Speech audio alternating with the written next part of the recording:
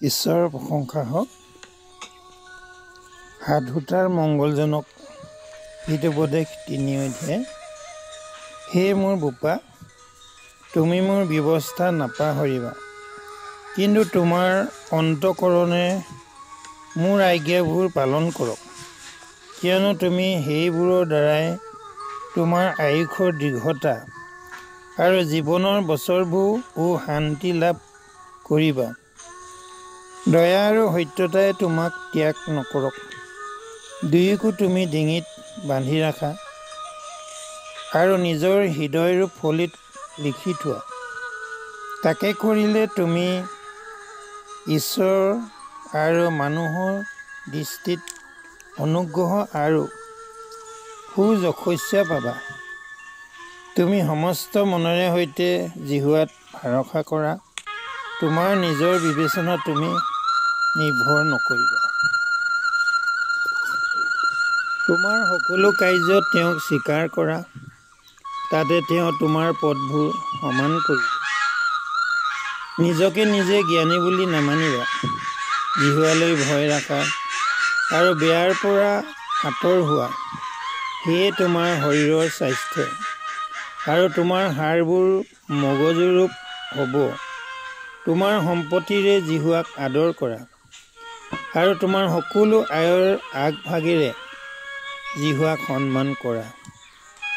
তাতে তোমাৰ ভঁৰালবোৰ বহু শস্যৰে পৰিপূৰ্ণ হ'ব আৰু তোমাৰ দ্ৰাক্ষাকুণ্ড দ্ৰাক্ষাৰসেৰে উপচি পৰিব।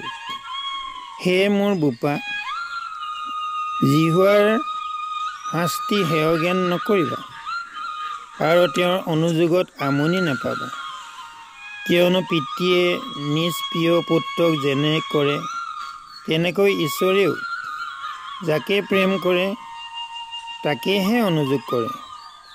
যি মানুহে প্ৰজ্ঞা পায় আৰু সুবুদ্ধি লাভ কৰে, তেওঁ ধন্য, কিয়নো ৰূপৰ ব্যৱসায়ৰ আয়তকৈ তাৰ ব্যৱসায়ৰ আয় উত্তম, আৰু শুদ্ধ সোণতকৈও প্ৰজ্ঞা লাভ উত্তম। সেয়ে পদ্মৰাগতকৈও বহুমূল্য। তোমাৰ অভিলাষৰ কোনো বস্তুৱেই তাৰ লগত তুলনা কৰিব নোৱাৰি। সেই প্ৰজ্ঞাৰ সোঁহাতে দীৰ্ঘায়ু আৰু বাওঁহাতে ধন ও সন্মান আছে। তেওঁৰ পথবোৰ সন্তোষজনক পথ আৰু তেওঁৰ সকলো বাট শান্তিময়। তেওঁত শৰণ লোৱাবিলাকৰ মানত তেওঁ জীৱনদায়ক গছস্বৰূপ হয় আৰু তেওঁত ধীৰকৈ ধৰা প্ৰতিজন লোক সুখী। জিহুৱাই প্ৰজ্ঞাৰ দ্বাৰাই পৃথিৱীৰ মূল স্থাপন কৰিলে আৰু সুবুদ্ধিৰ দ্বাৰাই আকাশমণ্ডল সৃষ্টি কৰিলে। তেওঁৰ জ্ঞানৰ দ্বাৰাই অগাধ জলসমূহক দুভাগ কৰা হ'ল আৰু আকাশে নিয়ৰ বৰষায়।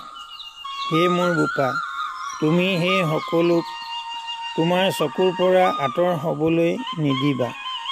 তুমি বুদ্ধি, কৌশল আৰু বহুদৰ্শিতাক যত্নেৰে ৰাখা, তাতে সেইবোৰ তোমাৰ প্ৰাণৰ জীৱন আৰু তোমাৰ ডিঙিৰ শোভাস্বৰূপ হ'ব। তেতিয়া তুমি তোমাৰ পথত নিৰ্বিঘ্নে চলি থাকিবা আৰু তোমাৰ ভৰিৰে উজুতি নাখাব। তুমি শয়ন কৰা সময়ত তোমাৰ ভয় নাথাকিব। এনেকি তুমি শুলে তোমাৰ টোপনি সন্তোষজনক হ'ব। তুমি আকস্মিক আপদলৈ ভয় নকৰিবা, নাইবা দুষ্টবোৰলৈ বিনাশ আহিলে তুমি তালৈ আশংকা নকৰিবা, কিয়নো জিহুৱা তোমাৰ বিশ্বাসভূমি হ'ব আৰু তেওঁ তোমাৰ ভৰি ফান্দত নপৰাকৈ ৰাখিব। তোমাৰ উপকাৰ কৰিব সমৰ্থ থাকিলে উপকাৰ কৰিবলগীয়াক উপকাৰ নকৰাকৈ নাথাকিবা।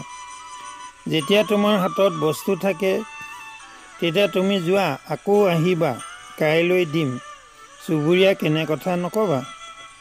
কোনো মানুহ তোমাৰ লগত নিৰ্ভয়ে থকা দেখিলে তাৰ বিৰুদ্ধে কুকল্পনা নকৰিবা। কোনোৱে তোমাৰ অপকাৰ নকৰাকৈ অকাৰণে তাৰ লগত বিবাদ নকৰিবা। অত্যাচাৰীক অসূয়া নকৰিবা, তাৰ কোনো পথ মনোনীত নকৰিবা, কিয়নো কুটিল লোক জিহুৱাৰ ঘিনলগীয়া কিন্তু তেওঁৰ গুপ্ত মন্ত্ৰণা হ'লে সৰলবিলাকৰ লগতহে। দুষ্ট লোকৰ ঘৰত জিহুৱাৰ হাও থাকে, কিন্তু তেওঁ ধাৰ্মিকবিলাকৰ নিবাস আশীৰ্বাদযুক্ত কৰে। নিশ্চয় তেওঁ নিন্দকবোৰক নিন্দা কৰে, কিন্তু নম্ৰবিলাকক অনুগ্ৰহ দান কৰে। জ্ঞানৱানবিলাক মৰ্যাদাৰ অধিকাৰী হয়, কিন্তু অজ্ঞানবোৰৰ উন্নতি লাজেই।